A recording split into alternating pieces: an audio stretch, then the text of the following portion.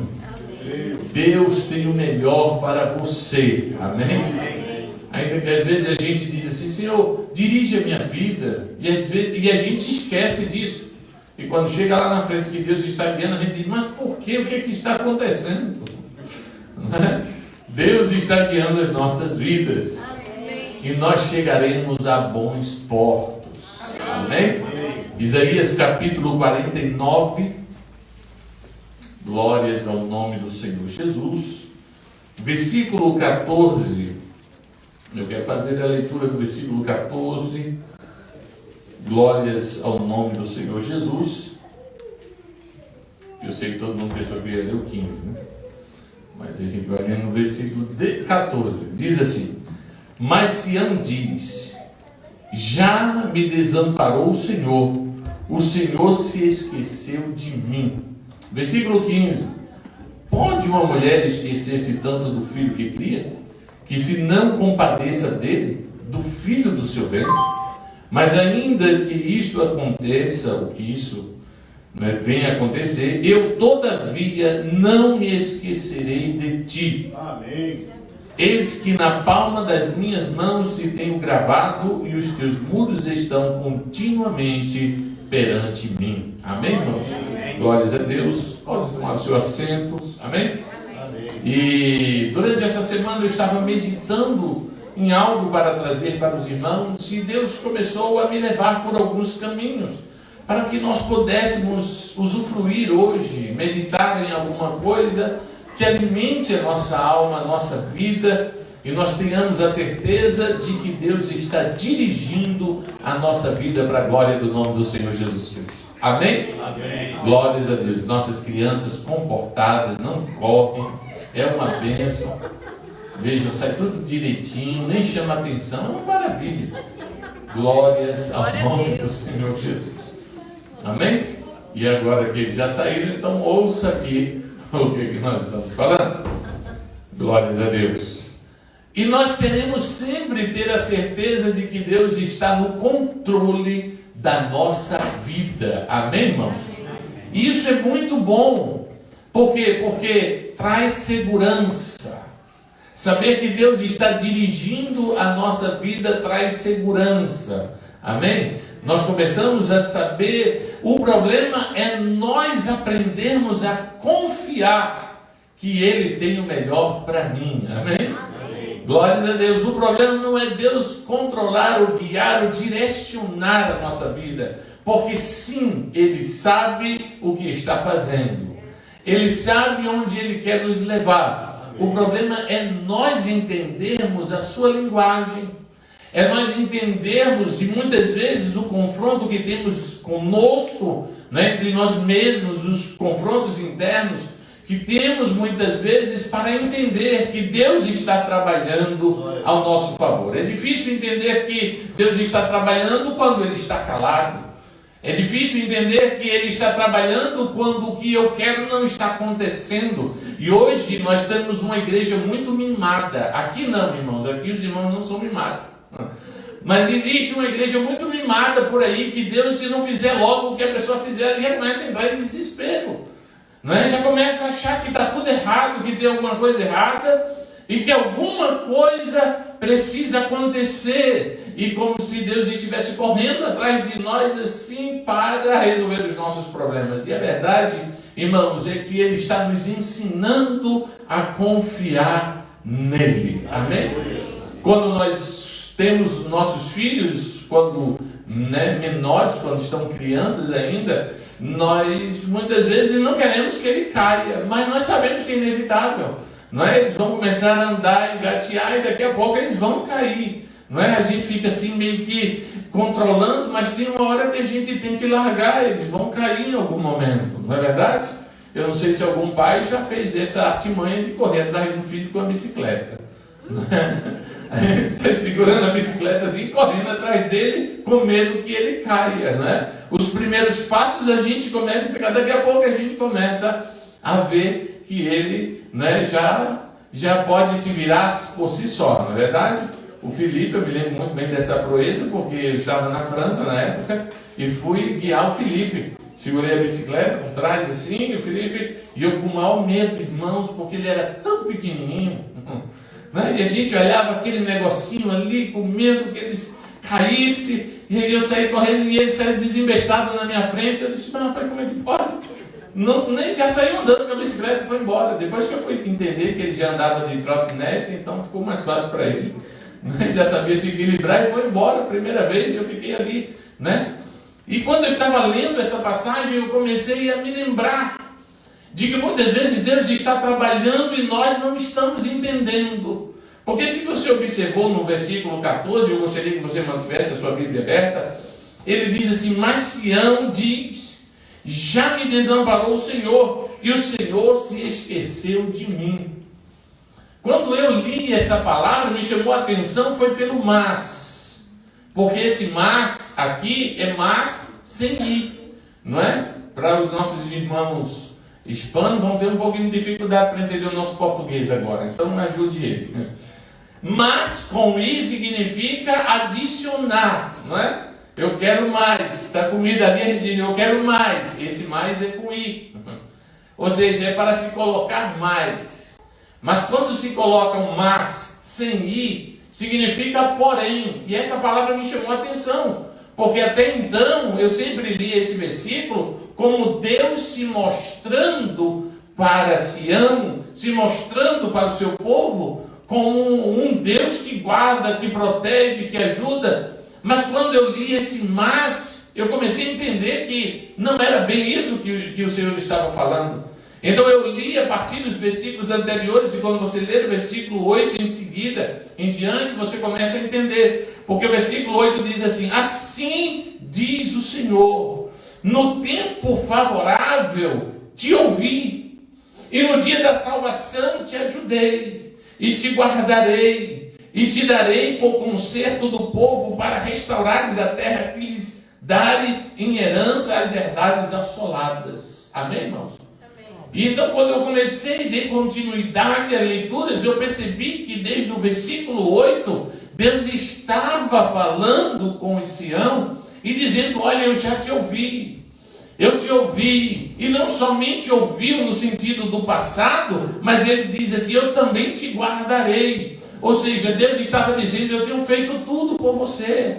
Eu já te ouvi, já te guardei, vou te usar como exemplo. E lá na frente ele disse, mas Sião sempre diz, em outras palavras, né? Sião diz, né? Já me desamparou o Senhor se esqueceu de mim. É como se ele estivesse dizendo, eu estou sempre falando com você. E dizendo para você que eu estou sim ouvindo a sua oração. Eu tenho te guardado, eu tenho te protegido, eu tenho te guiado, eu tenho te trazido para este lugar, eu tenho falado para você. E ainda você ainda está dizendo, o Senhor me desamparou, o Senhor se esqueceu de mim. E o Senhor reforça a partir do versículo 15, dizendo, pode uma mulher que teve um filho esquecesse do seu filho? Ele está dizendo assim, será que isso pode acontecer? Porque ele sabe, irmãos, que durante 9 meses a mulher cria o hábito de pegar na barriga. A mulher começa a criar hábitos de se alimentar para alimentar o filho. Ela começa a ver o corpo mudando, ela começa a ver tudo isso. Jamais, não tem como ela esquecer do filho, porque ele passou 9 meses junto com ela, estava ali, ela aprende, ela vê, entendeu? Então ele estava dizendo assim para o seu povo, estava dizendo para o Senhor, estava dizendo, ainda que uma mulher venha se esquecer, eu jamais me esquecerei de vós. Ele estava dizendo, eu não estou esquecido das promessas que eu tenho para a sua vida. Eu ouvi a tua oração, eu ouvi o teu clamor, eu sei o que eu falei para você, eu te trouxe para este lugar e vou continuar trabalhando na tua vida. Aleluia, porque eu te tenho gravado nas minhas mãos, o teu nome está nas minhas mãos. Aleluia, eu não consigo esquecer de você, porque os meus olhos estão sobre a sua vida. Então glorifique o nome do Senhor nessa noite, para a glória do nome do Senhor Jesus. Aleluia, aleluia. É a canção de Deus para você. Aleluia. É a atenção de Deus junto com você. Ele usa essa metáfora para lembrar ao homem, para trazer ao homem uma convicção que não existe na terra, pelo menos, irmãos, que eu possa mensurar um amor maior do que o de mãe. E eu pensei que eu ia escutar a irmã dizendo glória a Deus, aleluia. Não é verdade? Pode o pai amar muito o filho, mas ele não consegue amar como a mãe ama. Não é? Ela sim, ela andou com ele, deu, o sangue dela está ali, existe uma conexão muito maior, não é verdade? Então o Senhor usa essa metáfora para dizer assim: não tem como eu esquecer de você, não tem como eu esquecer, porque ainda que ela esqueça, eu jamais me esquecerei de vós. Aleluia. Glorifique o nome do Senhor Jesus Cristo, irmãos. Glórias ao nome do Senhor. Glória a Deus. Aleluia. Deus não é como nós, irmãos, que perdemos a memória. Deus não é como nós que perdemos e esquecemos de tudo. Mas Ele usa outra metáfora aqui, dizendo: eu tenho o teu nome escrito nas minhas mãos. Ainda no versículo 15 ele diz: a mulher esquecer do seu filho que cria, e não se compadeça dele, do filho do seu ventre, mas ainda que esqueça, eu não me esquecerei de ti. No versículo 16: eis que na palma da minha mão te tenho gravado, e os teus muros estão continuamente perante mim. Outra metáfora que Deus usa, ou que o profeta Isaías usa para tentar explicar que Deus não esqueceu de você. Eu não sei qual é o método que você usa para lembrar das coisas. Hoje, um método muito fácil é o Siri, né? Eu não gosto nem de falar Siri, porque vai ter ela perguntando, ela está agora com essa gracinha, né? Aí ele faz Siri, aí ela faz, calma aí, viu? Não atrapalha não, né? E aí a gente pede para ela gravar para a gente lembrar de uma data importante, né? Para a gente gravar, falar alguma coisa. Sim, para a gente, porque às vezes a nossa memória falha. Né? Às vezes eu me lembro que na minha época, quando eu era criança, a gente amarrava um cordãozinho vermelho no dedo. Né? Quem já fez isso? Só deu um sorrisinho assim para. Né? E aí a gente chegava na escola com um negocinho vermelho, e depois a professora perguntava o que é isso. Eu digo, não sei. Eu sei que era para eu lembrar de alguma coisa. E aí eu não me lembrava do que era. Voltava para casa para perguntar a mãe o que foi. Que era para dizer para a professora. Então, Isaías usa essa metáfora para dizer que Deus tem o seu nome escrito. Não é porque está escrito na mão dele, não. É para dizer assim: eu não tenho como esquecer de você. Eu tenho um plano para a sua vida. Aleluia, eu enviarei meu filho para morrer na cruz do Calvário, para te dar vida, para guardar, para você ter a liberdade de ser chamado também filho de Deus. Então eu tenho um plano maior do que você imagina para a sua vida, mas você continuamente fica dizendo: o Senhor me desamparou, as coisas não estão andando como eu pensei, está dando tudo errado. E Deus dizendo assim: eu te tenho marcado, gravado na minha mão. E se existe um lugar, aleluia, bom de ser lembrado, é nas mãos do Senhor Jesus Cristo, o nosso Senhor. Aleluia, você pode ser esquecido do irmão, do parente, do pastor, do seu cônjuge. Alguém pode esquecer uma data importante. O pastor esqueceu meu aniversário, o cônjuge esqueceu o aniversário de casamento. E foi até bom mencionar isso aqui, porque daqui a pouco chega o meu, eu tenho que anotar aqui, não é? E a gente tem que lembrar, não é? E a gente tem que ter isso, mas o melhor lugar para ser lembrado é nas mãos do Senhor Jesus, do nosso Deus, que te guardou e te trouxe para continuar abençoando a sua vida. Dê glória a Deus nessa noite. Os planos de Deus desde o princípio, irmão, sempre foi de abençoar o homem. Ainda ontem fizemos menção de algumas coisas. Deus cria um Éden, um jardim na cidade, no território de Éden, né? Por isso que é chamado Jardim do Éden, porque era lá nas terras de Éden. E ali nós vemos o plano de Deus. Deus diz assim: eu vou te sustentar, eu vou cuidar da sua vida. Você imagina, irmãos, um jardim programado por Deus? Que maravilha não deve ter sido? Que coisa linda não deve ter sido o jardim ali do Éden, não é? Que coisa maravilhosa, que lugar tremendo. E Deus dizendo assim: você vai viver aí, não é? Você vai viver o melhor que tem, que era a bênção de Deus. Glorifica o nome do Senhor Jesus.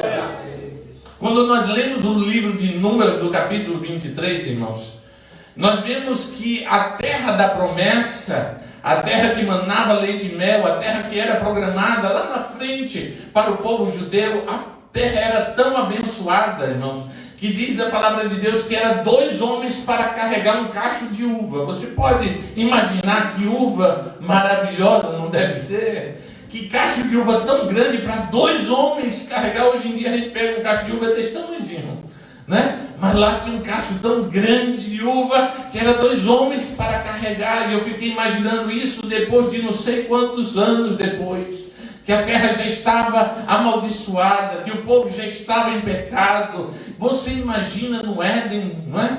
O tamanho da uva. Tem gente pensando aí no tamanho de uma bola de, né, de beisebol, de tênis, alguma coisa assim, mas devia ser uma uva maravilhosa. Né? Devia ser uma uva maravilhosa. Devia ser coisas maravilhosas. Foi isso que Deus planeja para o homem. Coloca dentro ali no Éden também, entre os animais, e ele coloca o homem para governar sobre os animais.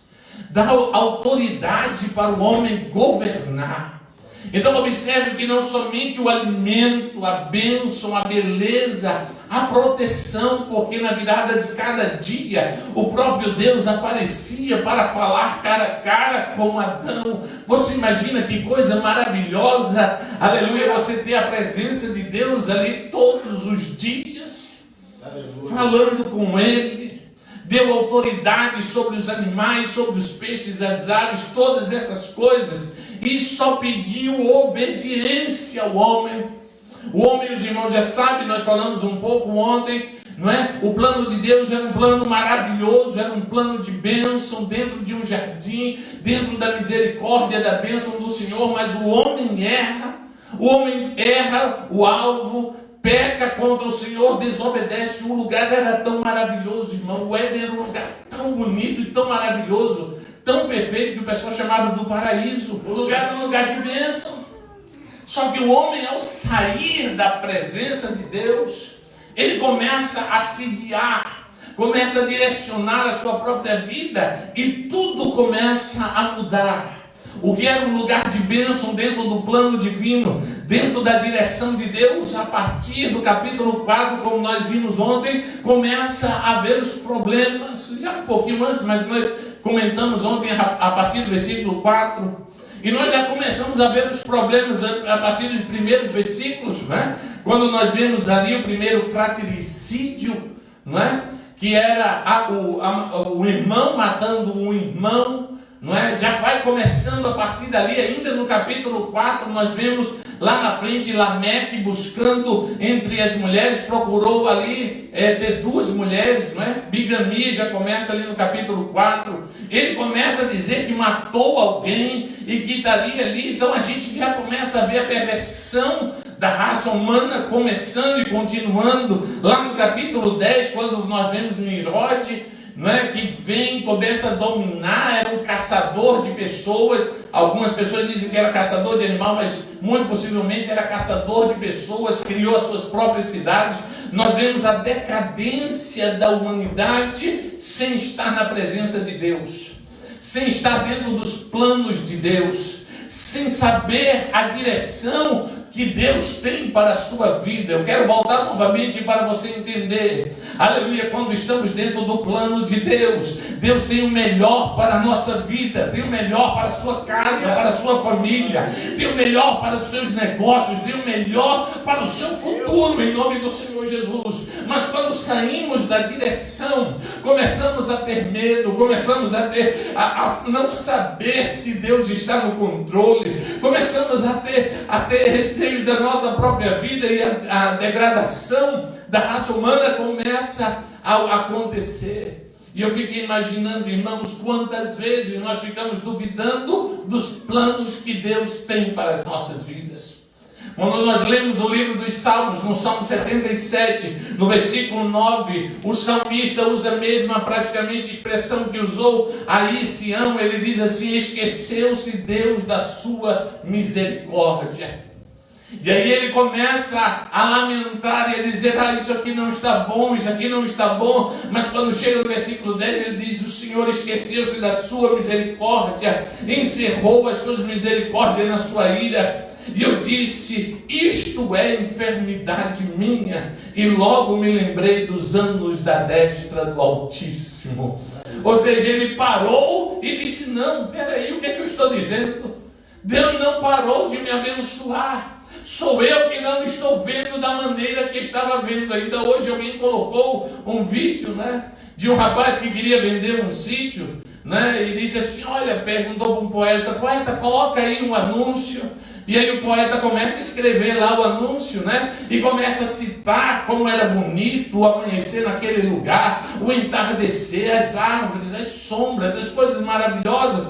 Depois de 6 meses ele encontra o rapaz e diz assim: olha, e aí, vendeu o sítio? Ele disse: não. E o rapaz perguntou: mas por quê? Ele disse: não, depois que eu li o anúncio, eu vi o quanto eu estava perdendo, o quanto o lugar é bonito e quantas coisas são boas. Às vezes a gente não está vendo a bênção do Senhor sobre as nossas vidas, mas quando Deus começa a te mostrar, aleluia, que Ele tem te guardado, o pão não tem faltado sobre a sua mesa. Quando você anda na rua, o Senhor está te guardando. Quando você está dirigindo, Deus tem colocado os anjos ao teu redor para te guardarem com teus pés, aleluia, guardar a sua vida, a tua casa, os teus filhos. As lutas chegam, mas o Senhor manda o escape. As dificuldades chegam, mas o Senhor manda o socorro. Então, ao invés de perguntar e dizer por que isso está acontecendo, comece a se lembrar, aleluia, das bênçãos de Deus na tua vida, para a glória do nome do Senhor Jesus. Aleluia. Glória a Deus. Aleluia. Aleluia. No versículo 16 ele diz: eis que nas minhas mãos te tenho gravado. E eu comecei a me lembrar, irmãos, de situações onde Deus se lembra dos homens, onde Deus se lembra, ainda que muitas vezes errado. Você se lembra da situação de Jonas? Jonas, Deus dá uma palavra para Jonas. Jonas, vai para a cidade de Nínive e prega a minha palavra. Jonas olha para a cidade, e quando ele olha para a cidade, ele vê uma cidade pecaminosa, ele vê uma cidade cheia de problemas, ele vê uma cidade que vivia sacrificando ou machucando, escravizando o seu povo. Ele olha para a cidade e olha para Deus. Ele olha para a cidade e olha para Deus. Ele sabia que Deus era um Deus de misericórdia. Ele disse: eu vou fugir, porque eu quero que Deus castigue esse povo.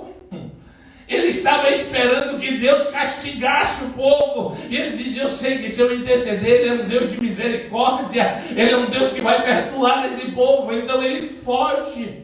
E quando ele foge, o problema vai atrás dele, porque tem gente que não entende isso. A pessoa está na presença de Deus, está no plano de Deus, Deus continua abençoando, a pessoa sai do plano de Deus, vai para outro lugar, vai chegar lá, a prova vai estar lá, e se brincar vai estar maior do que estava no outro lugar, porque enquanto você está no centro, você sabe: eu estou aqui, Deus está me guardando porque Ele me trouxe. Mas quando você sai, você fica na dúvida: e agora? Será que eu vou morrer aqui? Porque Deus me mandou estar lá, e agora eu estou aqui. Então Jonas, quando estava ali no barco, ele olha para aquela situação, e ele diz assim: o problema sou eu.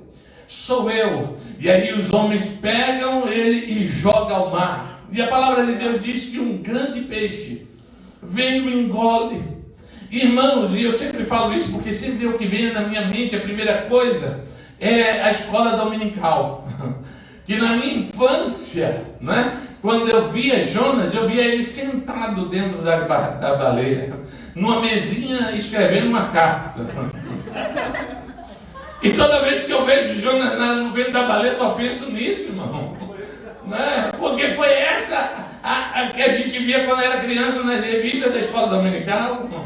Né? Mas quando a gente vai crescendo, a gente vai vendo que não era bem assim. Você imagina uma pessoa que está dentro do lugar todo escuro, o mau cheiro, você já está começando a ver o que era esse lugar. água o tempo todo, peixe morto, fedendo, deveria estar um lugar terrível ali, não é? E a esperança de voltar era quase zero. Ali a palavra de Deus, lá em Mateus, a gente já entende que ele estava rogando como das profundezas do inferno, ele gritou. É como se ele não tivesse mais esperança de vida. A baleia muitas vezes faz alguns mergulhos e vai até as profundezas que a pressão seria muito insuportável, aquele lugar frio, 3 dias. Quem sabe o que ele comeu, o que ele viveu ali naquele lugar. Mas ele começou a clamar ao Senhor, aleluia, e até o peixe obedece o comando daquele que criou todas as coisas, e o peixe o leva novamente para as bordas ali de Jope e o torna para aquele lugar, aleluia. Eu fico imaginando ele dizendo: que lado é Nínive? Eu quero ir para lá hoje. Porque enquanto, irmãos, nós não entendemos o centro da vontade de Deus, a vontade de Deus, muitas vezes nós ficamos batendo cabeça de um lado para o outro, tentando uma coisa, tentando outra, fazendo uma coisa, enquanto Deus só está dizendo para você: acalma o teu coração, porque eu estou no controle da tua vida, eu estou na direção da tua casa, aleluia, que tenho gravado nas minhas mãos. O Senhor não esqueceu da sua promessa. Comece e continue glorificando o nome do Senhor nessa noite. Eclesiastes capítulo 3, versículo 1. A palavra de Deus diz assim: tudo tem um tempo determinado, e há tempo para todo o propósito de Deus. Aleluia. Eu não sei qual é o tempo que você está esperando. Eu não sei o tempo que você está imaginando que Deus vai fazer. Aleluia. Vai ter tempo de chorar. Não é? Ainda quando eu estava ouvindo o hino que a irmã Adenilda cantou, não é? Está chegando uma novidade. Não é? É uma promessa antiga, e Deus falou muito ao meu coração, porque desde ontem que Deus está falando comigo nessa mesma palavra. Eu tenho uma palavra há muito tempo guardada para você. Aleluia.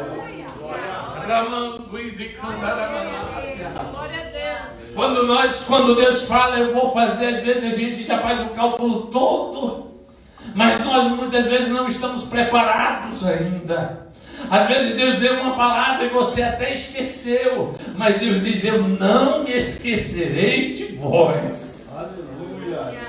Quantas vezes nós somos lembrados no meio da prova das palavras que Deus nos deu? Quantas vezes, irmãos, a gente chega aqui e está passando por uma situação, e depois que passa, Deus diz assim: está vendo aqui? E a gente começa a se lembrar: Deus me deu essa palavra há tanto tempo. Sim, o Senhor falou. É depois que as coisas começam a entrar na direção. E ontem ainda Deus estava falando no meu coração: eu tenho palavras que eu ainda não cumpri na sua vida. E eu pensei que eu ia escutar um glória a Deus agora, em nome do Senhor Jesus.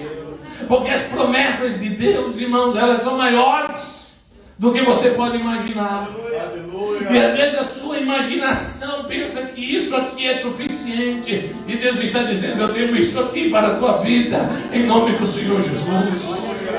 A história ainda não acabou, e Sião já estava dizendo: aqui, olha, eu não sei o que está acontecendo, eu não sei porquê, o Senhor esqueceu de mim. Deus está dizendo: não, aleluia, quando você abrir a tua boca, eu vou me encher para a glória do nome do Senhor Jesus.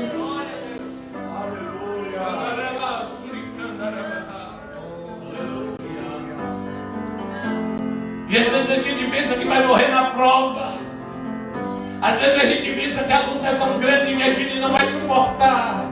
Aleluia, mas Deus está dizendo: tem um tempo determinado para todas as coisas. Aleluia. A prova só vai até o dia que Deus disser: acabou, parou. Aleluia. As dificuldades só vão chegar até onde Ele disser: acabou. E para você ter certeza disso, irmãos, Desde o princípio ele tem dito para o sol: todos os dias você vai se levantar, e o sol está lá para a glória do nome do Senhor Jesus. Ele disse para o mar: é até aqui, e até ali o mar vai e volta, aleluia, para a glória do nome do Senhor. Quando ele dá uma palavra, ele vai cumprir para a glória do nome do Senhor Jesus Cristo.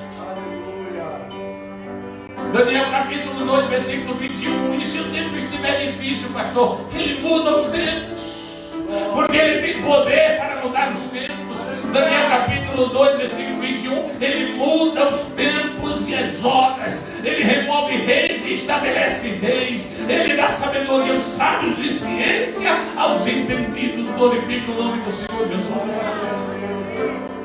Quando chegar a hora de o Senhor te abençoar, ele muda o tempo. Mas as portas estão fechadas, ele muda, aleluia, e as portas se abrem para a glória do nome do Senhor. Não tem nada, não sei de onde vai vir. Ele muda e as coisas começam a acontecer para a glória do nome do Senhor Jesus Cristo. Glorifique o nome do Senhor. Aleluia. Salmo 31, verso 15. Você precisa entregar o teu tempo, a tua vida nas mãos do Senhor. Salmo 31, verso 15 diz: os meus tempos estão nas tuas mãos. Livra-me das mãos dos meus inimigos e dos que me perseguem. Será que você pode fazer essa oração junto comigo? Aleluia, eu vou ler aqui e você vai fazer. Se você entende que Deus está falando com você, aleluia, o Salmo diz assim: os meus tempos estão nas tuas mãos. Eu vou falar e você vai repetir. Eu acho que esse lado realmente está muito fraco, pastor. Vamos lá. Os meus tempos estão nas tuas mãos. Livra-me das mãos dos meus inimigos e dos que me perseguem. Essa é uma oração daquele que está dizendo: eu vou pôr minha vida nas tuas mãos. Eu sei que o Senhor está cuidando de nós. E eu quero concluir, irmãos, lembrando de Daniel. E eu quero fazer aqui duas alusões ainda. A primeira, Daniel, e a outra, um testemunho que eu escutei alguns anos atrás. Daniel, ele confiava tanto em Deus, que ele continuou orando ao Senhor, ainda tendo um decreto contra a vida daqueles que pedissem algo a outro Deus que não fosse ao rei. Ele continua com a mesma proposta do início: vou continuar confiando em Deus. Aleluia. Os inimigos se levantam, planejam uma armadilha, pegam Daniel e apresentam ao rei. O rei não pode voltar atrás, não pode revogar o que ele já havia assinado ou firmado com o seu anel. E agora o rei, que era amigo de Daniel, não pode livrar Daniel e tem que jogar a Daniel na cova dos leões. Pega Daniel e joga na cova dos leões, e a Bíblia diz que os leões estavam famintos. Eu já sei que os irmãos conhecem a história, eu não vou me tomar muito tempo explicando as explicações teológicas. Eu só vou somente grifar duas coisas. Se você jogar uma pessoa na cova de leões famintos, você sai até de perto para não escutar o barulho, sim ou não? Sai até de perto para não escutar os gritos. Mas a palavra de Deus diz que o rei foi para a sua casa, para a sua habitação, e não dormiu a noite toda, esperando que chegasse o dia.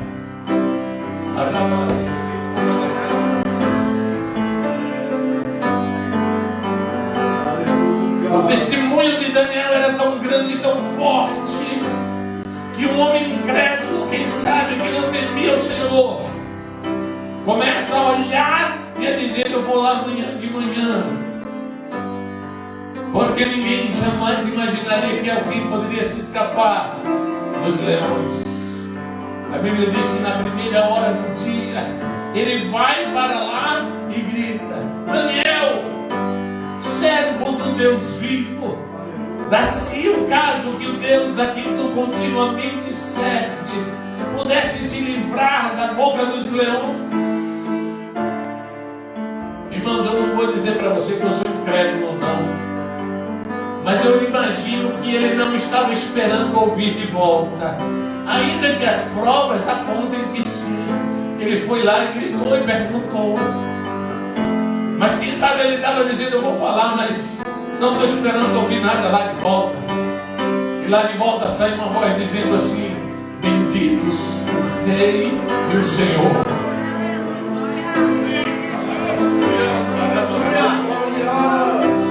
O inimigo está esperando que não saia glória a Deus da tua boca. O inimigo não está esperando que saia adoração da tua boca. O inimigo não está esperando que você viesse ao culto adorar a Deus depois do que ele fez com você essa semana. Ele não estava esperando que você iria se levantar e dizer, eu vou lá adorar o meu Deus. Quando chegou para Jó, ele disse assim, Jó agora ele vai blasfemar, porque eu toquei na saúde dele, porque eu fiz isso, agora ele vai blasfemar. Jó rasga a sua roupa e adora o nome do Senhor Jesus. O Daniel grita lá da cova dizendo, bendito seja o nome do Senhor. Você chegou até aqui porque o Senhor te ajudou e te guarda. E ele está esperando ouvir da tua boca dizendo glória, glória, glória, glória ao nome do Senhor Jesus. Aleluia. Aleluia. Irmão,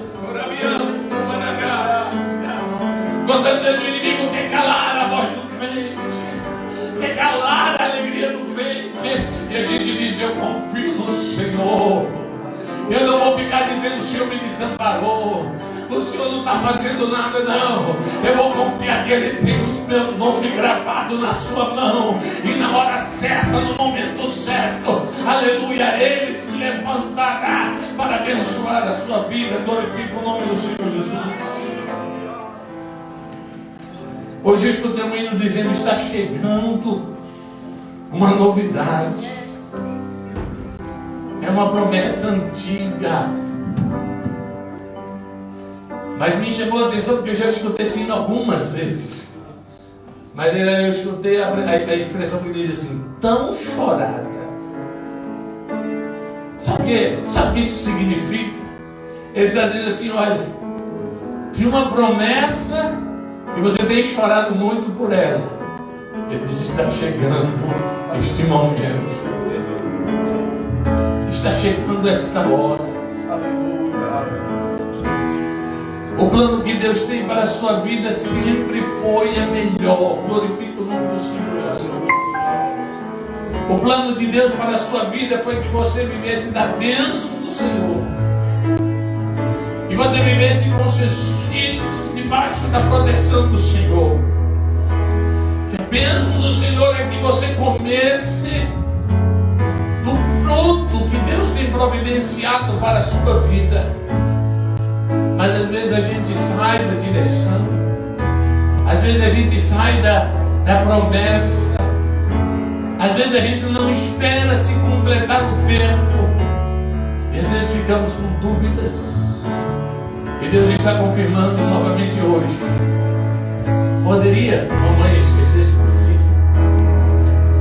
Eu jamais me esqueceria de você. Eu te tenho gravado nas minhas mãos.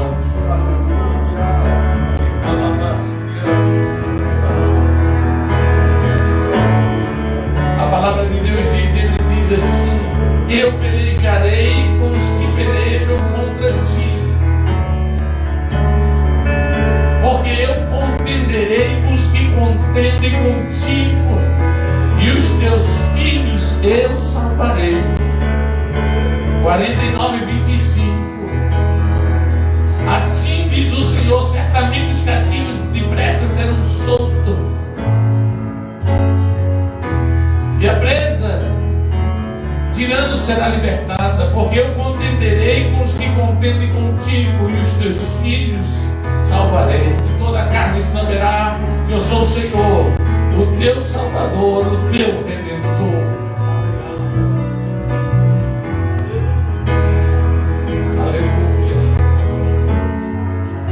Aleluia.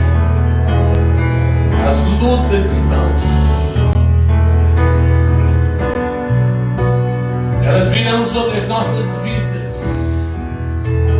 As guerras virão sobre as nossas vidas, mas o Senhor vai passar conosco e vai nos ensinar a aprender no meio da guerra.